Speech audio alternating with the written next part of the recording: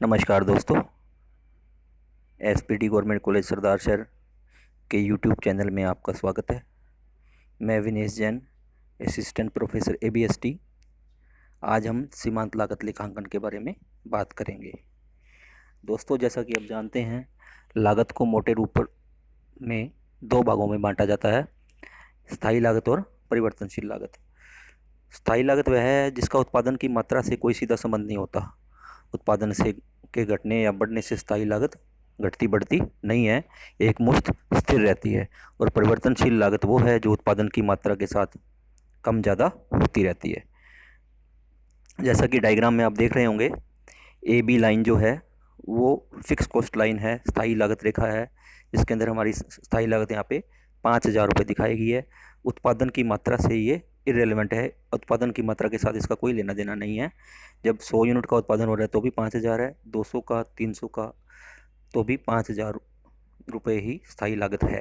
दूसरी ओर आप देख रहे हैं, एक ऊपर उठती हुई रेखा है ओ पी, ये वेरिएबल कॉस्ट लाइन है, परिवर्तनशील लागत रेखा है।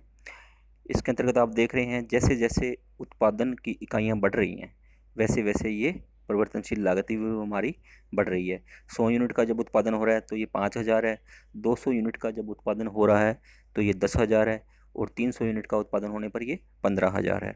तो अपने कह सकते हैं कि स्थायी लागत एक मुश्त होती है, स्थिर रहती है, इसका उत्पादन की मात्रा के साथ कोई संबंध नहीं होता। और दूसरी ओर परिवर्तनशील लागत उत्पादन की मात्रा के साथ ऊपर नीचे होती रहती है। सामान्यतः जैसे जैसे उत्पादन बढ़ता है वैसे वैसे कुल परिवर्तनशील लागत बढ़ती जाती है, और उत्पादन जितना भी हो कुल स्थायी लागत जो है स्थिर रहती है। ये तो होगी कुल स्थायी लागत और कुल परिवर्तनशील लागत की बात। अब दूसरी ओर हम देखें कि प्रति इकाई स्थायी लागत पर क्या प्रभाव पड़ता है उत्पादन का। तो जैसे जैसे उत्पादन की मात्रा अपने बढ़ाते हैं तो प्रति इकाई स्थायी लागत हमारी कम होती जाती है, क्योंकि आप जानते हैं कि स्थायी लागत जो है स्थिर है, एक मुश्त है, और उत्पादन की मात्रा अगर बढ़ती जाएगी, इकाइयों की मात्रा, उत्पादित इकाइयों की मात्रा बढ़ती जाएगी तो प्रति इकाई फिक्स कॉस्ट जो है हमारी कम होती जाएगी।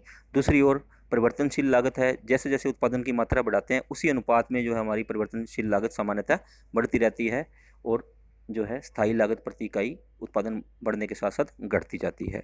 या यूँ कह सकते हैं कि जैसे जैसे उत्पादन बढ़ाते हैं तो परिवर्तनशील लागत की प्रति इकाई जो है खर्च है वो सामान्यतः समान रहता है, आनुपातिक रूप से ही बढ़ती है परिवर्तनशील लागत।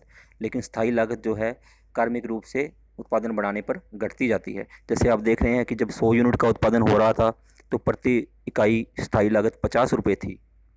जब 200 इकाई का उत्पादन होने लगा तो प्रति इकाई स्थायी लागत जो है 25 रुपये हो गई।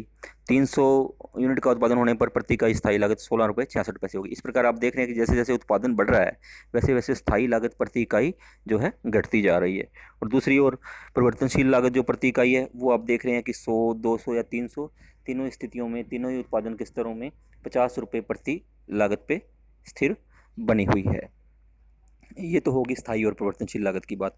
अब अगर बात करें अपने सीमांत लागत किसे कहते हैं, सीमांत लागत है क्या वास्तव में, तो एक उत्पादक एक निश्चित स्तर पर उत्पादन कर रहा होता है, या कहूँ कि एक विक्रेता एक निश्चित स्तर पर बिक्री कर रहा होता है, उत्पादन कर रहा होता है।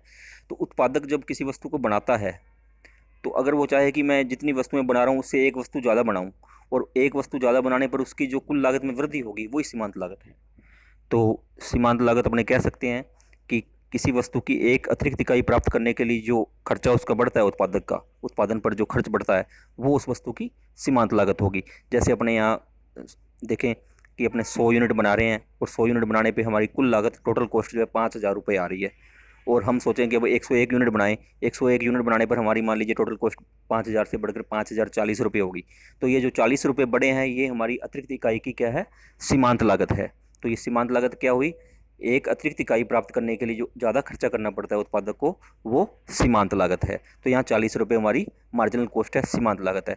मार्जिनल कॉस्ट को फार्मूले के अगर रूप में अपने लिखना चाहें तो लिख सकते हैं कि कुल लागत में वृद्धि बटा कुल इकाइयों के उत्पादन में वृद्धि, यानी प्रति इकाई जो लागत में वृद्धि हुई है वो हमारी जो है सीमांत लागत है। वो आपने ये देखा कि सीमांत लागत कैसे निकालते हैं। इसके साथ आपको ये भी समझ में आ गया होगा कि सीमांत लागत के अंदर स्थिर लागत का कोई योगदान नहीं होता, क्योंकि जो लागत बढ़ती है प्रति इकाई उत्पादन बढ़ाने से वो परिवर्तनशील लागत ही होती है, क्योंकि स्थिर लागत जो है इकाइयाँ बढ़ाने से अगर अतिरिक्त इकाइयों का उत्पादन करते हैं तो स्थिर लागत नहीं बढ़ती, केवल परिवर्तनशील लागत ही बढ़ती है। तो इस प्रकार से सीमांत लागत जो है वो बढ़ी हुई परिवर्तनशील लागत ही होती है। तो ये हमें क्लियर होना चाहिए कि सीमांत लागत में स्थायी लागत का हिस्सा नहीं होता, यह परिवर्तनशील लागत ही होती है। अब दूसरी बात करने, जब अपने लागत की गणना करते समय या लागत का लेखांकन करते समय स्थायी और परिवर्तनशील में भेद नहीं करते, सारी की सारी लागतों को उत्पादन पर समान रूप से भारित करते हैं, तो उस संपूर्ण लागत विधि जिसे अपने कहते हैं, तो वैसी स्थिति में अपने क्या करते हैं कि सारी लागत को एक मुश्त मानते हैं, चाहे स्थायी हो चाहे परिवर्तनशील हो, और उसे कुल इकाइयों की संख्या से, उत्पादित इकाइयों की संख्या से भाग दे करके अपने दिखाते हैं कि प्रति इकाई इतनी लागत आ रही है। दूसरी ओर सीमांत लागत में अपने देखते हैं कि जो जो बढ़ी हुई इकाइयाँ हैं उनके ऊपर अपना परिवर्तनशील खर्चा कितना बढ़ा है, उस आधार पर अपने प्रति इकाई सीमांत लागत निकालते हैं। नीचे टेबल में एग्जाम्पल के रूप में दिया गया है, वो आप देखेंगे कि वर्तमान में मान लीजिए 1000 यूनिट्स का उत्पादन हो रहा है, उसके ऊपर जो है हमारी परिवर्तनशील लागत आप देख रहे हैं 35,000 रुपये आ रही है, जिसमें से प्राइम कॉस्ट 30,000 और वेरिएबल ओवरहेड 5,000 रुपये है। तो टोटल परिवर्तनशील लागत कितनी आ रही है? 35,000 रुपये। और हमारी यहाँ पे फिक्स कॉस्ट है 15,000 रुपये। तो टोटल कॉस्ट जो होगी 1000 यूनिट्स की वो होगी 50,000 रुपये, और कॉस्ट पर यूनिट अपने देखें तो वो 50 रुपये आ रही है। ये वर्तमान स्थिति है। अब मान लीजिए उत्पादक को और ऑर्डर मिल जाता है तो वो 200 अतिरिक्त इकाइयों का उत्पादन करना चाहता है।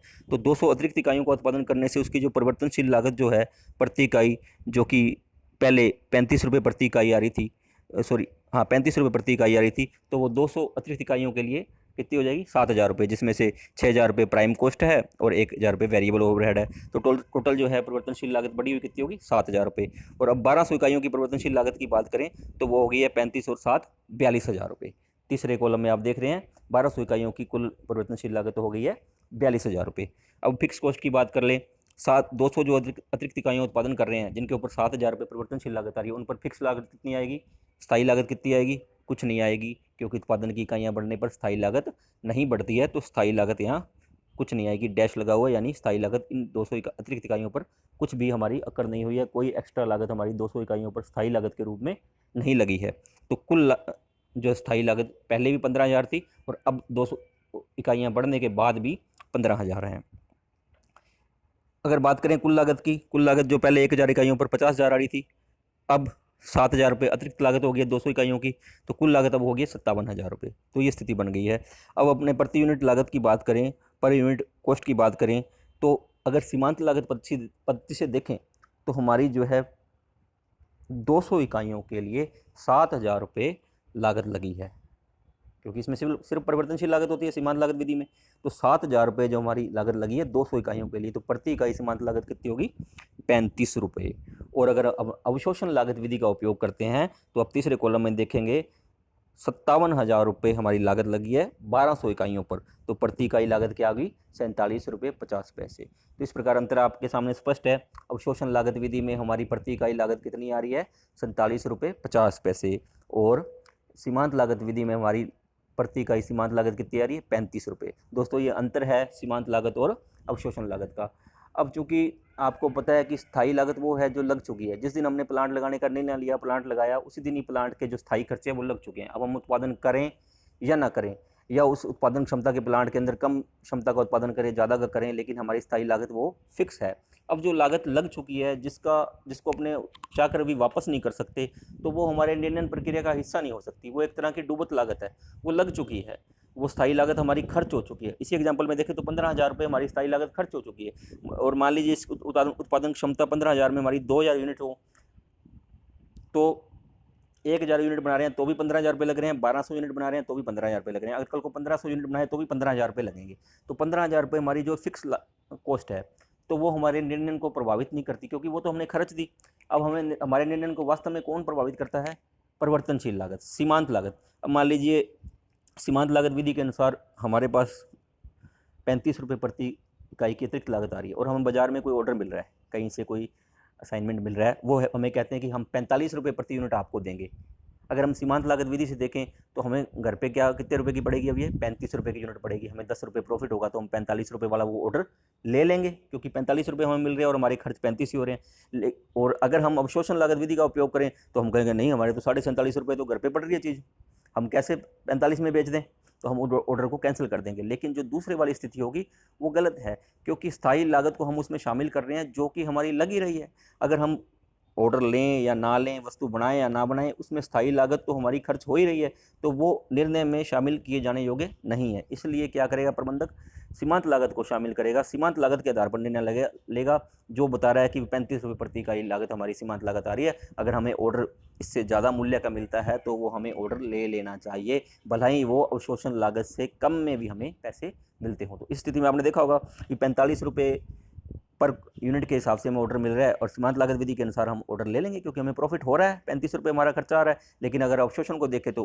अवशोषण लागत को देखें तो 47 रुपये 50 पैसे खर्चा आ रहा है, तो हमें यहाँ अवशोषण लागत को नहीं देखेंगे, नहीं देखना चाहिए। हमारा निर्णय जो सही आएगा वो सीमांत लागत के आधार पर ही आएगा, और सीमांत लागत के आधार पर जब हम निर्णय लेंगे तो हमें 10 रुपये प्रॉफिट होगा, वो हमारे लिए निर्णय जो है उपयुक्त निर्णय होगा। इसलिए निर्णय विधि में इस यहाँ जब ऑर्डर जो कॉस्टिंग में निर्णय अपने लेते हैं कि भी ऑर्डर लें या ना लें, या कई बार ऐसा निर्णय होता है भी वस्तु को यहाँ अपने आप प्लांट में बनाएं या बनी बनाई ले लें, इस तरह के निर्णय लेने में सीमांत लागत विधि का उपयोग करते हैं, क्योंकि इसमें स्थायी लागतों को शामिल नहीं किया जाता, क्योंकि स्थायी लागतों को शामिल करने का कोई मकसद नहीं है। स्थायी लागतें हम पहले से खर्च कर चुके हैं, चाहे हम उत्पादन करें चाहे हम उत्पादन ना करें, वो लागतें हमारी खर्च होनी ही है, वो हमारे निर्णय का हिस्सा नहीं हो सकती। लेकिन जो लागतें वास्तव में अब एक्स्ट्रा खर्च होंगी वो ही हमारे निर्णय का खर्च हिस्सा बनेंगी। और एक्स्ट्रा लागतें कौन सी खर्च होंगी, सीमांत लागत उसको बोलते हैं, एक्स्ट्रा लागत को। तो इस प्रकार से सीमांत लागत विधि में हम इस प्रकार से निर्णय लेते हैं, जिसमें हम डिसीजन लेते हैं कि वस्तु का ऑर्डर लेना या वस्तु का उत्पादन करना या वस्तु को बाहर से बना बनाया खरीदना, इनमें से कौन सा ऑप्शन, कौन सा विकल्प हमारे लिए लाभप्रद होगा। अभी आगे अपने देखेंगे सीमांत लागत लेखांकन विधि में ही आगे क्या आता है, सम विच्छेद विश्लेषण। इसका आधार सीमांत लागत लेखांकन ही है। सीमांत लागत लेखांकन के अंतर्गत ही हम सम विच्छेद विश्लेषण करते हैं। सम विच्छेद विश्लेषण में वास्तव में अपने क्या देखते हैं, हम उत्पादन या विक्रय की मात्रा का वो स्तर देखते हैं जहाँ पे हमारी सभी स्थायी लागतों की पूर्ति हो जाए। कहने का मतलब है कि उत्पादन का वह स्तर या विक्रय की मात्रा का वह स्तर जहाँ हमारा ना तो हमें लाभ हो रहा है ना ही हमें कोई हानि हो रही है। मतलब उत्पादन का एक ऐसा बिंदु मिल जाता है ब्रेक इवन पॉइंट में, जिसमें जितना उत्पादन अगर अपने करते हैं या जितनी वस्तुओं की बिक्री अपने करते हैं तो उस स्तर पर आकर के हमारा कोई लॉस नहीं होता, ना ही कोई प्रॉफिट होता है। तो हमें कम से कम उतना उत्पादन या उतनी बिक्री करनी ही पड़ेगी ताकि हमारा कोई लॉस ना हो। उसके ऊपर जब अपने उत्पादन करेंगे तब हमारा प्रॉफिट होना हमें शुरू होगा। तो सम विच्छेद विश्लेषण में कई इसके घटक हैं, जिनमें से सबसे पहला है अंशदान, कंट्रीब्यूशन। कंट्रीब्यूशन अपने किसे कहते हैं, सेल्स में से अगर अपने वेरिएबल कॉस्ट को कम कर दें, सेल्स में से अपने वेरिएबल कॉस्ट को कम कर दें तो पीछे जो बचेगा वो हमारा क्या होगा, अंशदान होगा, कंट्रीब्यूशन होगा। और कंट्रीब्यूशन तो अपने को पता चल गया ये है। अब कंट्रीब्यूशन के भी घटक हैं। कंट्रीब्यूशन किन चीज़ों का मिलकर बना हुआ है, अगर फिक्स्ड कॉस्ट और प्रॉफिट को अपने जोड़ दें तो वो जो अमाउंट आएगी वो हमारी कंट्रीब्यूशन हो जाएगी। कुल मिलाकर के सेल के 3 घटक हैं। बेसिकली 2 घटक होते हैं, एक तो सेल में लागत मूल्य शामिल होता है और एक लाभ शामिल होता है। अब लागत को अपने 2 भागों में बांट देते हैं, स्थायी लागत और परिवर्तनशील लागत, और तीसरा हो गया लाभ। तो इस प्रकार से सेल के अपने 3 घटक हो गए, एक तो वेरिएबल कॉस्ट, एक फिक्स्ड कॉस्ट, एक और प्रॉफिट हो गया हमारा। अब सेल्स में अगर वेरिएबल कॉस्ट अपने निकाल दें तो पीछे क्या बचेगा, फिक्स्ड कॉस्ट और प्रॉफिट बचेगा। ये जो फिक्स्ड कॉस्ट और प्रॉफिट का योग है या फिक्स्ड कॉस्ट और प्रॉफिट है, यही हमारा अंशदान है। यानी अंशदान हमारे फिक्स्ड कॉस्ट और प्रॉफिट के जोड़ के योग के बराबर होता है। तो सेल के 3 घटक हैं, ये अपने को अच्छी तरह से क्लियर होना चाहिए कि सेल के 3 घटक हैं, वेरिएबल कॉस्ट, फिक्स्ड कॉस्ट और प्रॉफिट। इनमें से कोई एक कम करके हमारे पास बचे हुए 2 आ जाएंगे। तो अपने वेरिएबल कॉस्ट जैसे ही सेल्स में से घटाएंगे हमारे पास कंट्रीब्यूशन आ जाएगा। कंट्रीब्यूशन क्योंकि प्रॉफिट और फिक्स कॉस्ट का योग होता है। ठीक है, अब अपने एक एग्जांपल से देखते हैं कंट्रीब्यूशन की गणना कैसे करेंगे। मान लीजिए सेल है किसी की 10,000 रुपये, फिक्स कॉस्ट आ रही है 2,000 रुपये, वेरिएबल कॉस्ट आ रही है 5,000 रुपये और प्रॉफिट उसको हो रहा है 3,000 रुपये। तो सबसे पहले फार्मूले में से अपने क्या करेंगे, सेल्स माइनस वेरिएबल कॉस्ट, हमारे पास कंट्रीब्यूशन आ जाएगा। तो सेल्स है 10,000 रुपये और वेरिएबल कॉस्ट है 5,000 रुपये, जो घटाएंगे तो 5,000 रुपये हमारा कंट्रीब्यूशन आ गया। ठीक है। अगर हम ऐसे नहीं करना चाहें या फिर ऐसी पूरी जानकारी अपने को नहीं हो तो अपने को फिक्स कॉस्ट और प्रॉफिट दे रखा है, तो भी अपने फिक्स कॉस्ट प्लस प्रॉफिट कर देंगे, बराबर में जो आ जाएगा कंट्रीब्यूशन आ जाएगा। फिक्स कॉस्ट यहाँ पे है 2,000 रुपये, प्रॉफिट है 3,000 रुपये, तो फिक्स कॉस्ट और प्रॉफिट अपने को पता है दोनों का योग क्या है, कंट्रीब्यूशन के बराबर होता है, तो हमारा 5,000 रुपये कंट्रीब्यूशन आएगा। तो इस प्रकार से अपने को अगर पता है कि सेल्स के 3 घटक क्या हैं और तीनों का योग जो है सेल्स के बराबर होता है, वेरिएबल कॉस्ट, फिक्स कॉस्ट और प्रॉफिट, ये अपने को पता है, तो अपने अंशदान की गणना किसी भी तरीके से कोई भी सूचना हमें सवाल में दे दे, हम दी हुई सूचना के आधार पर कंट्रीब्यूशन की गणना कर सकते हैं। आगे अपन देखेंगे लाभ मात्रा अनुपात या अंशदान अनुपात। ये तो हो गया कंट्रीब्यूशन। अब इस कंट्रीब्यूशन का, इस अंशदान का कुल सेल वैल्यू के साथ क्या रेशियो है, क्या अनुपात है, उसे कहते हैं लाभ मात्रा अनुपात या अंशदान अनुपात या PV ratio, profit volume ratio. इसका फार्मूला वही है, कंट्रीब्यूशन अपॉन सेल इंटू 100, यानी ऊपर कंट्रीब्यूशन रहेगा, नीचे हर में सेल्स रहेगी, गुना 100, ये हमारा पीवी रेशियो आ जाएगा। अब ये भी आप फार्मूला किसी प्रकार से भी लिख सकते हो, क्योंकि ऊपर जो है कंट्रीब्यूशन लिखा है, तो कंट्रीब्यूशन का फार्मूला है S minus V, sales minus variable cost, वो भी कंट्रीब्यूशन है, या F plus P, fix cost plus profit भी कंट्रीब्यूशन है। तो किसी भी तरीके से अपने को ऊपर कंट्रीब्यूशन लेना है, तो नीचे हमें सेल लेनी है, तो कंट्रीब्यूशन बटा सेल्स इंटू 100, ये हमारा क्या है, पीवी रेशियो का फार्मूला है, इससे हमारा पीवी रेशियो आ जाएगा। पीवी रेशियो से हमें ये पता लगता है कि हमारी बिक्री का कितने % हिस्सा हमारा अंशदान है। ठीक है, ये जितना ज़्यादा होगा उतनी हमारी लाभ होने की संभावना ज़्यादा होगी, या यूँ कहूँ कि ये जितना ज़्यादा होगा उतना ही सेल्स में वेरिएबल कॉस्ट कम होगी, और जितना ये कम होगा उतना ही सेल में वेरिएबल कॉस्ट ज़्यादा होगी। अभी इसी फार्मूले में अपने देखें, इसी एग्जांपल में कि पीवी रेशियो क्या निकलेगा। तो पीवी रेशियो क्या, हमारा कंट्रीब्यूशन क्या था 5,000 रुपये और सेल्स हमारी आ रही है 10,000 रुपये, तो पीवी रेशियो क्या होगा 5,000 अपॉन 10,000 इंटू 100, यानी 50% हमारा यहाँ पे पीवी रेशियो आ गया। तो ये क्लियर हो गया। पीवी रेशियो क्या होता है, कंट्रीब्यूशंस का सेल्स के साथ जो रेशियो है, जो अनुपात है, वो हमारा पीवी रेशियो है। ये हमें बताता है कि प्रॉफिट और फिक्स कॉस्ट के लिए हमारे पास कितना जो है सेल्स का हिस्सा उपलब्ध है, क्योंकि इसके अलावा जो सेल्स का हिस्सा है वो वेरिएबल कॉस्ट में जाता है। तो ये जितना ज़्यादा अनुपात पीवी रेशियो होगा उतना ही हमारे पास प्रॉफिट होने की संभावना ज़्यादा होगी, और जितना ये कम होगा उतनी हमारे पास प्रॉफिट कम होने की संभावना होगी, क्योंकि ये ज़्यादा होने का मतलब ये है कि हमारी वेरिएबल कॉस्ट कम है और हमारे पास फिक्स कॉस्ट को कवर करने के लिए ज़्यादा अमाउंट है, उसको कवर करने के बाद भी हमारे पास ज़्यादा प्रॉफिट बचने की संभावना है। तो इसलिए ये प्रॉफिट वॉल्यूम रेशियो इसको बोलते हैं, कि लाभ की मात्रा को निर्धारित करने में योगदान देता है। अब तो ये हो गया, हमारे पास अंशदान भी दे रखा है, सेल भी दे रखी है, हमने पीवी रेशियो निकाल लिया। कई सवालों में दोस्तों ये दोनों नहीं दिए होते, हमें अंशदान नहीं देता, ना ही हमें वेरिएबल कॉस्ट देता है, ना ही प्रॉफिट देता है, और ना ही हमें फिक्स कॉस्ट देता है। हमें 2 चीज़ें देता है, एक तो किसी अवधि का प्रॉफिट और उस अवधि की सेल, उसके अलावा दूसरी अवधि का प्रॉफिट और उस अवधि की सेल। तो 2 अवधियों के तुलनात्मक अध्ययन के आधार पर भी अपने पीवी रेशियो की गणना कर सकते हैं। वो कैसे करेंगे, उसका फार्मूला सिंपल है, चेंज इन प्रॉफिट, यानी जिन 2 अवधियों की, जिन 2 पीरियड्स की अपने बात कर रहे हैं, उनमें जो लाभ में अंतरा है वो बटा चेंज इन सेल, यानी उनकी जो बिक्री में जो अंतरा है वो।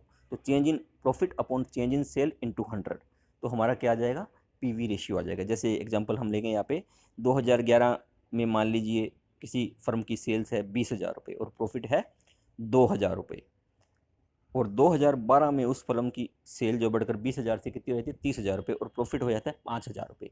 तो यहाँ पे चेंज इन प्रॉफिट क्या आया, 2,000 से 5,000 हो गया, यानी 3,000 रुपये प्रॉफिट में वृद्धि होगी। और चेंज इन सेल क्या आया, 20,000 से 30,000 होगी, यानी सेल में 10,000 की वृद्धि होगी। तो पीवी रेशियो हमारा क्या होगा, change in profit upon change in sales, यानी 3,000 बटा 10,000 इंटू 100, 30% जो हमारा क्या आ गया, ये पीवी रेशियो आ गया, प्रॉफिट वॉल्यूम रेशियो आ गया। अब आपके पास प्रॉफिट वॉल्यूम रेशियो आ गया। प्रॉफिट वॉल्यूम रेशियो से अपने को ये पता लग जाएगा कि सेल्स में से कितना हिस्सा कंट्रीब्यूशन का है, और जब हमें ये पता लग जाएगा सेल्स में से इतना हिस्सा कंट्रीब्यूशन का है, तो हम उस कंट्रीब्यूशन के हिस्से में से अगर प्रॉफिट को कम कर दें तो हमें ये भी पता लग जाएगा कि फिक्स्ड कॉस्ट इतनी है। अगर इसी सवाल में मैं देखूं कि भी फिक्स कॉस्ट कितनी है, तो फिक्स कॉस्ट निकालनी है तो अपने कैसे निकालेंगे, मान लीजिए 30% हमारा कंट्रीब्यूशन आ गया और हमारी 2012 की सेल है 30,000 रुपये, तो 30% इंटू 30,000 यानी 9,000 रुपये हमारा कंट्रीब्यूशन है। कितना कंट्रीब्यूशन है, 9,000 रुपये हमारा कंट्रीब्यूशन है, और हमें प्रॉफिट दे रखा है 2012 का कितना, 5,000 रुपये। तो 9,000 में से 5,000 प्रॉफिट घटाएंगे तो 4,000 हमारे पास क्या आ जाएगी, फिक्स्ड कॉस्ट आ जाएगी। इस प्रकार दोस्तों अपने फिक्स कॉस्ट की भी गणना कर ली। तो इस प्रकार से जब हमारे पास पूरे आंकड़े नहीं हो, दो अवधियों की तुलना कर रहा हो, तो दो अवधियों की तुलना करने की स्थिति में दोनों अवधियों का प्रॉफिट का अंतर और दोनों अवधियों के सेल का अंतर अपने लेंगे। दोनों प्रॉफिट का अंतर बटा सेल का अंतर इंटू 100 करेंगे तो हमारे पास पीवी रेशियो आ जाएगा। उस पीवी रेशियो के उपयोग से अपने चाहें तो फिक्स कॉस्ट की गणना भी कर सकते हैं, क्योंकि PV ratio into sales is equal to contribution and contribution minus profit is equal to fixed cost. आशा है आपको जो टॉपिक बताएं वो समझ आए होंगे। बाकी अपने नेक्स्ट वीडियो में कंटिन्यू रखेंगे। धन्यवाद आपका।